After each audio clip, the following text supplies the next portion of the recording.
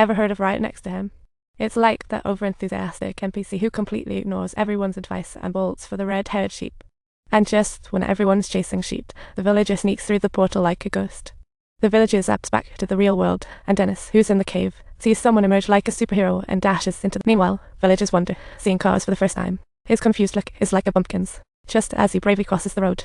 A rapidly approaching car barrels in like an alien attack, hitting him hard and sending him flying, driven by none other than Henry's principal, who stands frozen in astonishment right on the spot. This big-headed principal is oddly cheerful.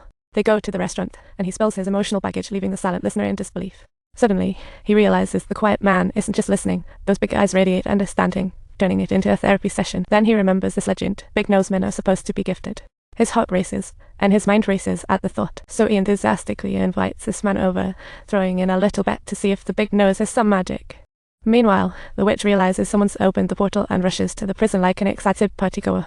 She pretends to have caught Dennis and threatens Steve with his life, making Steve think, for the safety of my buddy, he'll just roll over. It's night time in the main world, and while everyone's trembling, Gary mistakenly thinks the flames in the forest are fireflies dancing. With screams echoing, arrows rain from the sky. The red-haired sheep race and bolts, just in time for the skeleton archer, and Spider Knight. Gary aimed to show off but fell into a pit. Others are chased like hedgehogs. Thankfully, these monsters aren't bright. A rocket hits their teammate, turning to ashes instantly. In chaos, Henry accidentally hits a tree. Surprisingly, the tree trunk turns into blocks, and he feels like he's uncovered the secrets of the universe. It's like he can create whatever he wants. Henry jumps into building a fortress, and Gary discovers this world's charm, digging the wall to find a secret passage and successfully ditching the skeletons. When he pops back up, he narrowly avoids the soldiers, but a weird creature sneaks up behind him. Gary panics and swings a punch, only to trigger the creature's special mechanism. Oh my gosh, I'm so sorry. The loud bang catches the attention of the zombies. Gary flees for his life, as he hears Henry reaching for the pearl. A sword shatters it. The shattered shell also closes the portal. They need another exit, and just as the zombies close in, the wall in front suddenly vanishes. Henry quickly pulls Gary into the fortress, blocks the gap, and they sigh in relief, feeling safer. Suddenly, a skeleton archer shoots a hapless guy, and with a bang, the wall collapses. Zombies swarm in. At the very moment of crisis, an unidentified man suddenly emerges, and with the sunrise in full bloom, the zombies are swiftly consumed by blazing flames, just like snow. Soon, zombies turn to smoke. Steve introduces himself, desperately asking about Dennis, but no one knows. They can only sigh in despair with no idea how to inform Steve. In this moment of despair, the mysterious masters fade away as if even the waves can't awaken them. Vanish, seemingly devoured by time, and the rest can only let out helpless sighs. All they can do is lament the world's unpredictability as they desperately consider their next move. It's not until now that they start to realize maybe fate is quietly calling them. They finally understand that their legendary journey in this world is just beginning. They meet the legendary figures of the main world, and Steve tells Henry here, you can create anything your imagination dreams of. Hearing this, Tully suddenly screams, and Steve quickly warns everyone, be careful. Don't mess with the villagers or you'll be attacked by iron golems. Then, he recommends the local gourmet dish, lava-roasted chicken, while Steve eats like a fire-breathing dragon.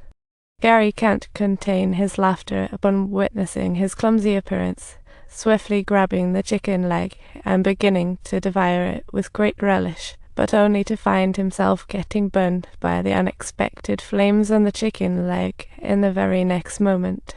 Steve takes them to the storage room, packed with bizarre items. It's like a shopping cart game.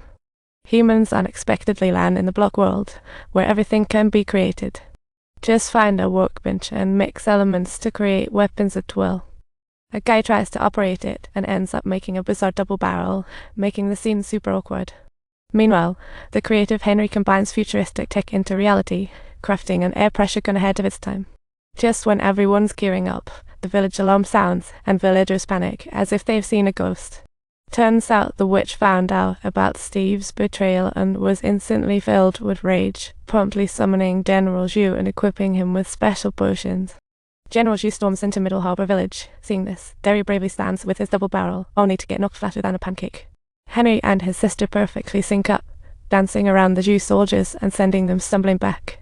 Realizing the ground troops are in trouble, the flying Zhu soldiers start launching fireballs, and the village turns into a fiery ocean. In a pinch, the Iron Golem swoops in, but Steve just realizes he only brought 2 sets of wings.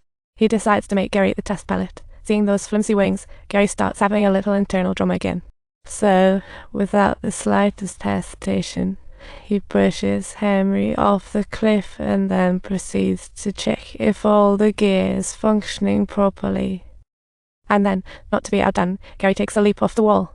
But that's when Steve realizes he only brought 1 set of wings. This forces him to helplessly exclaim out loud, murmuring to himself, "Oh no, what on earth do we do now?"